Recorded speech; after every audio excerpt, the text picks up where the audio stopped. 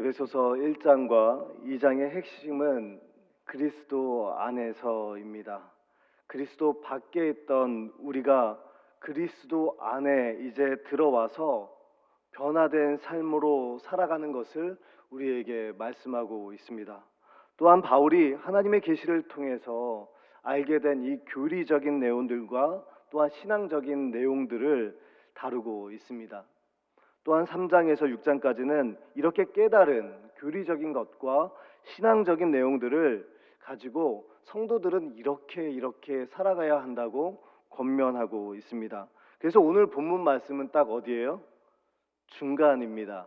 그래서 사도 바울이 하나님의 계시를 통해서 깨달은 것, 그리고 깨달은 바대로 삶으로 이렇게 살아내는 것을 이제 중간에서 연결해 주는 아주 중요한 장입니다. 이러한 배경을 가지고 오늘 본문 말씀 3장 1절 말씀을 다 같이 읽겠습니다. 이러므로 그리스도 예수의 일로 너희 이방인을 위하여 갇힌 바 된 바울이 말하거니와, 지금 바울이 말하거니와라고 확신에 차서 지금 말씀하고 있습니다. 바울이 지금 어디에 갇혀 있습니까? 로마의 감옥에 지금 갇혀 있습니다. 그러니까 갇혀서 쓴 편지입니다. 옥중 서신입니다. 그리스도 밖에 있었고 이방이었던 우리, 하나님과 단절되어서 이제는 소망이 없을 것 같은 우리를 그리스도의 그 십자가의 보혈로 우리를 하나님과 연결해 주셨어요. 화평을 이루게 하여 주셨습니다. 그리고 십자가에서 모든 막힌 담을 예수님께서 허물어 주셨다는 의미입니다. 그렇다면 우리가 예수님을 믿어요. 구원을 받았어요. 예수님 안에 있어요. 그러면 우리의 삶이 편해야 되는 거 아닙니까? 높은 지위에 있던지, 물질적으로 풍족하게 살던지, 삶의 여유가 있던지, 아니면 권력과 명예가 있어서 많은 사람들이 우리를 보고 존중해주고 존경을 또한 우리가 받아야 되는 것 아닙니까? 그런데 바울을 한번 보십시오. 바울의 현실을 보면 그렇지 않았습니다. 그리스도 안에 있었지만 인간적으로 볼 때는 불평이 나올 것 같아요. 원망이 나올 것 같습니다. 낙담할 수밖에 없는 상황입니다. 제가 교도소에 가서 한 3번인가 4번 정도를 설교를 해서 제가 그 분위기를 잘 압니다. 문을 몇 번이나 이렇게 통과해서 들어가는지 몰라요. 그리고 얼마나 통제와 감시가 심한지 모릅니다. 까다롭습니다. 지금은 인권이 그래도 많이 좋아졌지만 그 당대에는 아마 인권도 좋지 않았을 것입니다. 인간 이하의 취급을 받았을 것입니다. 바울이 처한 현실을 보십시오. 고통스럽고 어려웠을 것입니다. 바울과 그 함께했던 동력했던 사람들이 점점 감옥에 갇히고 떠나가 버리고 연락도 안 되고, 육체적으로는 질병이 있어서 점점 쇠하여 지고, 이제 곧 직감적으로 순교를 앞두고 있다는 사실을 바울이 몰랐겠습니까? 바울의 삶을 보면 너무나도 암담합니다. 깜깜합니다. 그런데 이것이 믿는 사람들의 현실이라고 우리에게 말씀하여 주십니다. 우리의 삶에서 부딪히는 여러 가지 고난과 삶이 이렇게 감옥 같다는 것이죠. 예수님을 믿는 우리는 예수님의 구원의 은혜를 다 받았습니다. 그런데 우리의 현실을 생각해 보면 만만치 않습니다. 어두워요. 감옥 같아요. 내가 할 수 있는 것이 많지 않습니다. 이것이 우리의 현실이라고 오늘 성경은 우리에게 말씀하여 주십니다. 근데 여기서 중요한 것은 눈에 보이는 이 현실을 바라보는 것이 아니라 어떻게 이 현실을 우리가 해석하는가가 더 중요하다고 우리에게 말씀하여 주십니다. 나에게 왜 이러한 고난이 왔는가? 내가 이것을 어떻게 받아들일 것인가? 이것이 더 중요하다고 우리에게 말씀하여 주십니다.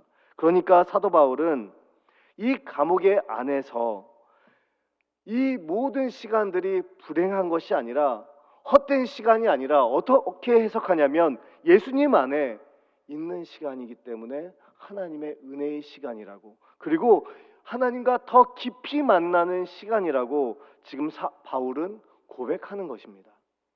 내가 지금 로마인들에 갇혀서 과목에 있는 것이 아니라 내가 그리스도 안에 갇혀서 있다.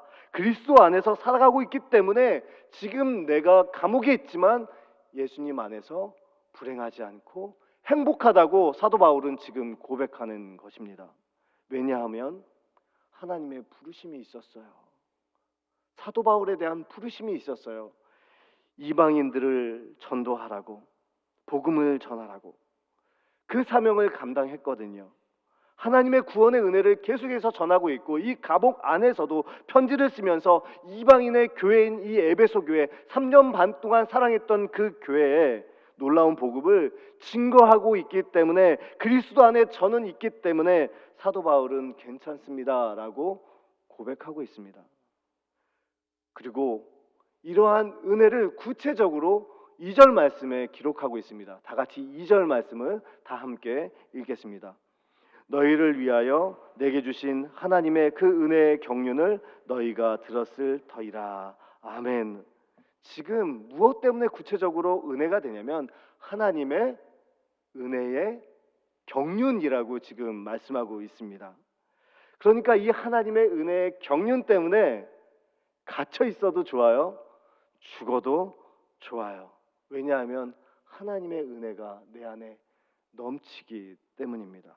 특별히 그 은혜는 하나님의 은혜의 경륜인데 이 경륜이라는 단어가 참 중요합니다. 경륜이라는 단어는 오이코노미아라는 뜻입니다. 오이코스를 혹시 아시나요?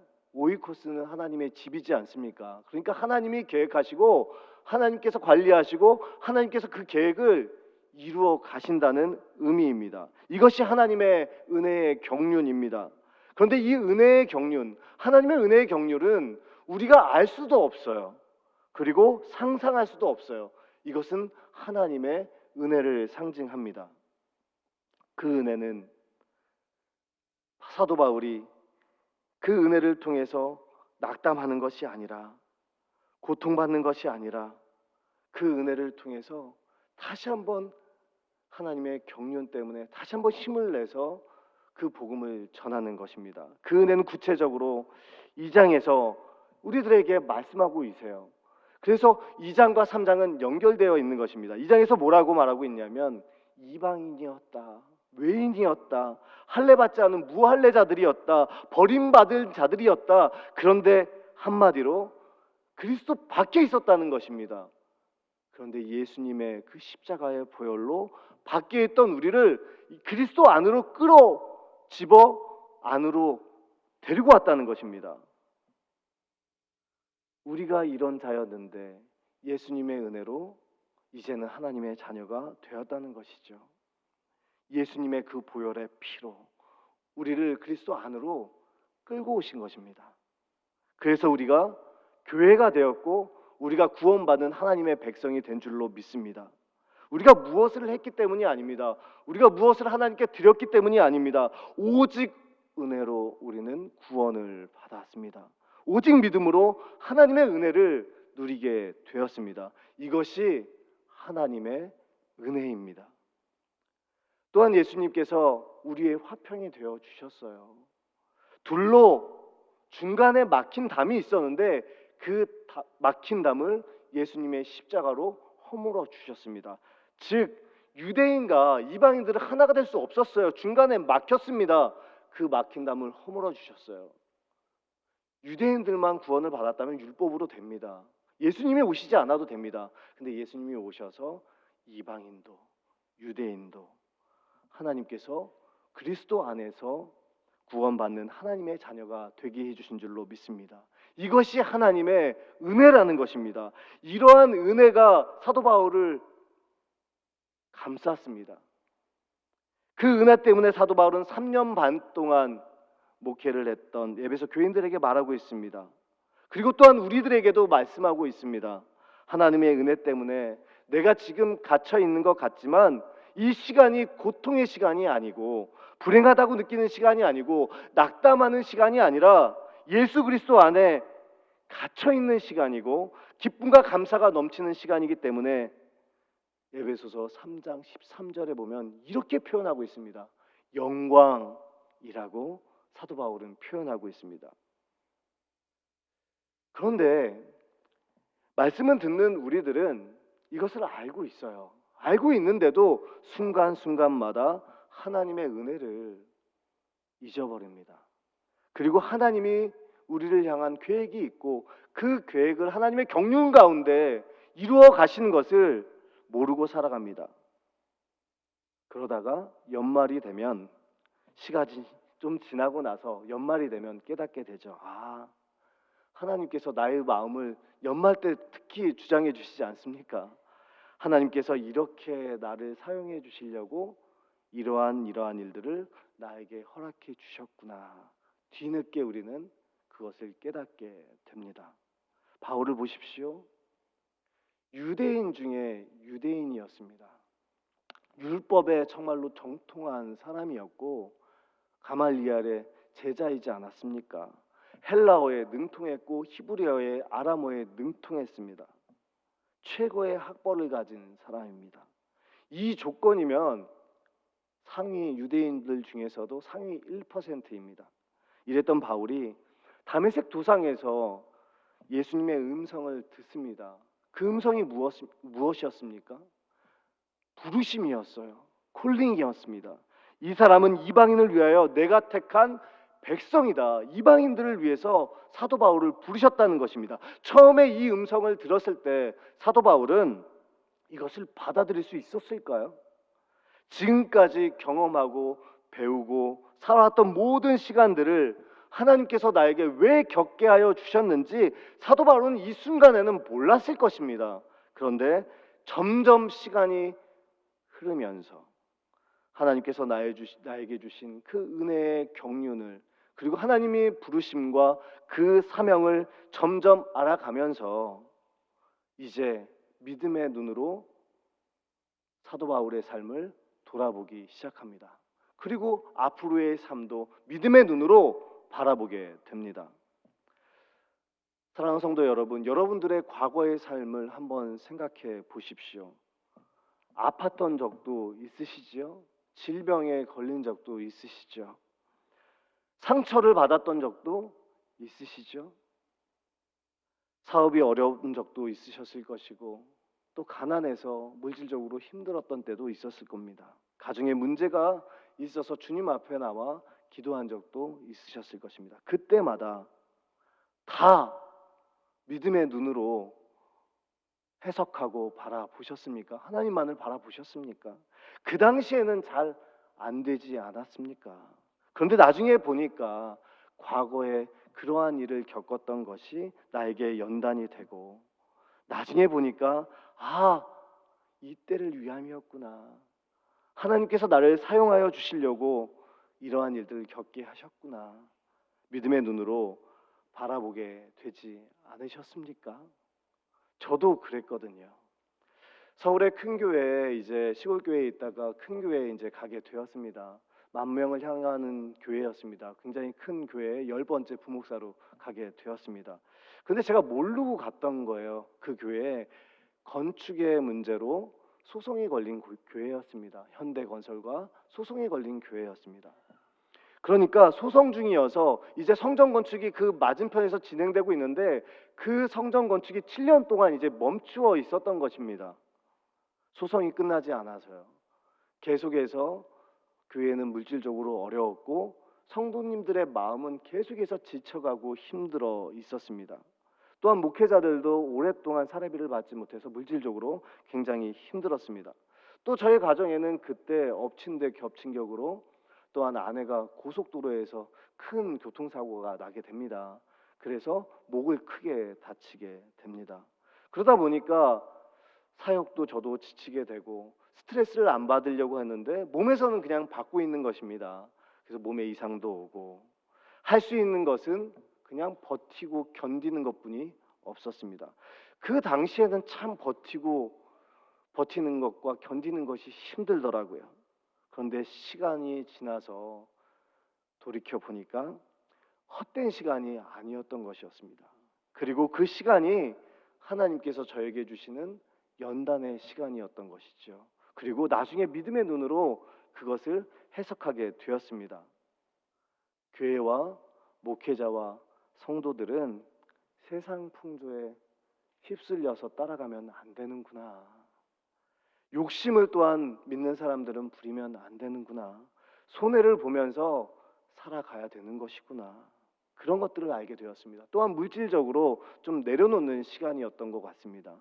또 아내의 그 교통사고를 통해서 아내의 소중함을 제가 또한 알게 되었습니다. 힘들 때마다, 어려울 때마다 내 옆에 있어 주었지. 그리고 고속도로에서 사고가 나는데 하나님께서 살려주셨지. 그리고 그 어려운 시기에 함께 동력했던 친한 목사님이 생겼습니다. 지금도 기억하는데, 그렇게 힘든데도 저희를 항상 도와주시고 함께 기도했던 정창문 목사님이 계셨어요. 지금도 계속해서 그 소중한 만남을 이어오고 있습니다. 그런데 그때 당시에는 이성적으로 판단이 들지 않습니다. 그냥 힘들기만 합니다. 왜 이렇게 외롭고 견디기가 힘든지, 마치 사망의 음침한 골짜기 같습니다. 왜 나에게 이러한 일이 벌어지지? 이러한 불행이 왜 다가오지?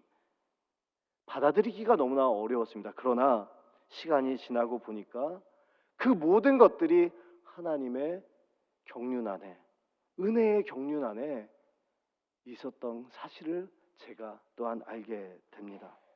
사도 바울도 그렇지 않았을까요? 로마 감옥에 갇혀서 지금 에베소에 사랑하는 마음으로 편지를 쓰고 있지만 지난 과거들을 그 감옥 안에서 필름처럼 다 생각하지 않았겠습니까? 이것은 하나님을 영광을 위해서 내가 여기까지 달려왔지. 하나님께서 사명을 주셨는데 이방인에게 복음을 전하는 그 사명을 나에게 허락하여 주셨지. 그리고 하나님께서 그 사명을 이루어 가도록 나를 이끌어 주셨지. 그래서 사도 바울은 로마의 감옥, 이 이방인의 그 심장인 로마의 이 감옥 안에서도 더럽지 않았습니다. 그래서 바울은 이곳이 순교의 장소가 될 수 있다는 것을 알고 나는 여기서 내 목숨을 내어놓겠습니다. 그리고 그것을 나는 받아들입니다. 라고 결단합니다. 오늘 본문 말씀이 1절과 2절 말씀이 이런 것들을 다 포함하고 있는 말씀입니다. 또한 오늘 본문 말씀 3장 2절은 또한 이렇게 해석되어지기도 합니다. 이 경륜은 하나님께서 계획하시고 그 계획을 이루어 주신다는 의미도 됩니다. 그런데 인간들에게 있어서 사람들이 경륜이라고 쓰여질 때는 이렇게 사용되고 있습니다. 매일매일 삶 속에서 주어지는 우리의 사명을 얘기할 때 경륜이라는 단어가 쓰여집니다. 그러니까 이 사명을, 여러분들에게 주셨던 이 사명을 소중히 여기라는 하나님의 메시지인 줄로 믿습니다. 그래서 대구제일교회 성도들은 우리가 해야 할 사명이 세 가지가 있습니다. 특별히 오늘 본문 말씀 3장 6절에 기록되어 있습니다. 3장 6절 말씀을 다 같이 읽겠습니다. 이는 이방인들이 복음으로 말미암아 그리스도 예수 안에서 함께 상속자가 되고 함께 지체가 되고 함께 약속에 참여하는 자가 됨이라. 아멘. 이 6절 말씀에 함께라는 단어가 몇 번이나 쓰여져 있습니까? 3번이나 기록되어져 있어요. 이 함께라는 단어가 너무나도 중요한 의미가 있습니다. 나 혼자만 구원받고 나 혼자만 신앙생활을 잘하는 것이 아니랍니다. 함께 세워져 가고 함께 지어져 가야 된다고 우리에게 말씀하여 주십니다. 첫 번째는 함께 상속자가 되는 것입니다. 저희 모두는 이 과거의 일이에요. 함께 상속자가 되어 갔습니다. 그래서 저희들은 하나님의 상속자가 된 자녀인 줄로 믿습니다. 두 번째는 함께 지체가 되고입니다. 함께 지체가 된다는 것은 현재형입니다. 그러니까 지금 함께 위로하면서 즐거워하면서 감사하면서 함께 예배드리고 함께 찬양하고 함께 기도하는, 그래서 함께 고난을 이겨내야 한다고 우리에게 말씀하여 주십니다. 함께 지체가 되어야 합니다. 세 번째는 함께 약속에 참여한 자가 되어야 한다고 말씀하고 있습니다. 이것은 미래입니다. 우리에게 약속하신 구원의 약속, 하늘의 소망을 가지고 함께 격려하면서 함께 응원하면서 하나님의 나라를 바라보면서 믿음의 경주를 한 걸음 한 걸음씩 같이 해 나가야 된다는 것입니다. 결국 그래서 함께 결승 테이프를 끊으라고 우리에게 말씀하여 주십니다. 이 세 가지가 우리의 사명인 줄로 믿습니다. 여러분, 사명하면 누가 생각나십니까? 저는 요셉이 생각납니다. 요셉은 노예로 팔려갔습니다. 보디발의 집에서 무엇을 맡았죠? 재정 업무를 맡았어요. 그리고 보디발의 아내로 인해서 또 감옥까지 가게 됩니다. 그 감옥 안에서 연단을 받습니다. 요셉은 노예로 보디발의 집에서 재정을 맡아서 감옥에서 또한 죄수로 정말 억울하다고 말할 수밖에 없어요. 불평할 수 있어요. 원망할 수 있어요. 근데 그 시간들을 그렇게 원망하거나 불평하면서 보내지 않았습니다. 그냥 하나님 앞에서 코람데오 하나님 앞에서 매일매일 주신 사명을 생각하면서 최선을 다하면서 살아갔습니다. 그러니까 요셉은 하나님의 경륜 안에 있었던 거예요. 하나님의 은혜 가운데 있었던 것입니다. 나중에 이제 하나님의 계획하심 속에 총리가 되었을 때, 국무총리가 되었을 때 자신의 지난 과거를 이렇게 해석하고 있습니다. 창세기 45장 7절과 8절 말씀을 우리 다 함께 읽겠습니다. 하나님이 큰 구원으로 당신들의 생명을 보존하고 당신들의 후손을 세상에 두시려고 나를 당신들보다 먼저 보내셨나니 그런즉 나를 이리로 보낸 이는 당신들이 아니요 하나님이시라. 하나님이 나를 바로에게 아버지로 삼으시고 그 집의 주로 삼으시며 애굽 온 땅의 통치자로 삼으셨나이다. 아멘. 애굽으로 노예로 팔려간 그 조각, 보디발의 집에서 재정을 맡아서 성실하게 일하였던 그 조각, 보디발의 아내의 모함을 통해서 또한 쫓겨나서 억울하게 그 감옥에 갇히던 그 조각, 그 안에서 죄인으로서 관원장, 또한 떡 맡은 관원장, 그 시중을 다 들었던 그 조각, 그 당시에는 이해할 수 없는 그 조각들이었지만 시간이 지나고 나서 국무총리가 되었을 때 그 퍼져 있었던 각각의 그 조각들이 왜 자신에게 필요했는지 요셉은 깨닫게 됩니다. 국무총리가 되고 나서 7년간의 그 풍년을 통해서 7년의 흉년을 대비하게 하여 주셨죠. 그리고 야곱의 70명의 식구들을 살려내는 역할을 감당했습니다. 그리고 그 모든 것이 하나님의 큰 그림이었음을, 퍼즐이었음을 요셉은 고백하게 됩니다. 오늘 말씀처럼 함께 상속자가 되고 함께 지체가 되고 하나님의 약속에 참여한 자가 됩니다. 이것이 하나님의 놀라운 은총이고 은혜인 줄로 믿습니다. 그래서 일상에서 여러분들이 만나는 사람들, 그리고 내가 일하는 것들, 오후 예배 나와서 예배 드리는 것이 사소한 것 같이 보이지만 아닙니다. 여러분이 가난하든 연약하든 부하든 우울하든 여러분의 그 자리에서 코람되어 하나님 앞에서 최선을 다하십시오. 하나님이 주신 사명과 함께 상속자가 되시고 지체가 되시고 하나님 약속에 참여한 자가 되십시오. 그렇게 노력하며 주님의 말씀대로 순종하며 나아가게 된다면 하나님의 경륜이 우리와 함께하여 주실 줄로 믿습니다. 그 하나님의 경륜과 우리의 경륜이 이렇게 만나게 되어서 하나님의 진짜 은혜를 우리가 경험하게 될 줄로 믿습니다. 사랑하는 성도 여러분, 오늘 우리에게 주어진 일들, 우리가 만나는 사람들 다 하나님의 은혜인 줄로 믿습니다. 여러분의 직업이 하나님의 은혜인 줄로 믿습니다. 여러분의 교회 사역이 하나님의 은혜인 줄로 믿습니다. 매일매일 하나님과 함께 하나님을 위하여서 하루하루 일상의 영성을 가지고 최선을 다하십시오. 그러면 시간이 지난 후에 우리의 삶의 끝자락에서 하나님께서 이렇게 사용하여 주시려고 나를 인도해 주셨군요. 여기까지 지내온 것 다 하나님의 은혜인 줄로 믿습니다. 라고 고백할 줄로 믿습니다. 제가 며칠 전에 아버지가 폐가 좀 안 좋으셔서 하루를 같이 온전히 병문안을 하고 왔다 갔다 하면서 아버지를 만나는 시간이 있었습니다. 그 밑에서 이제 아버지가 이제 너무 몸이 쇠약하니까 선망 증상이 있어서 여러 가지를 얘기를 하시더라고요. 그러면서 제가 눈물이 이렇게 흘러내리는 모습이 있었습니다. 그것은 뭐냐면 여기까지 인도해 주신 게 하나님의 은혜라고 고백하더라고요. 아버지가 믿음이 많이 없는 줄 알았어요. 그런데 주무시면서 찬양을 하는데 그게 그렇게 또 이렇게 감동으로 다가오더라고요. 예수 사랑하심은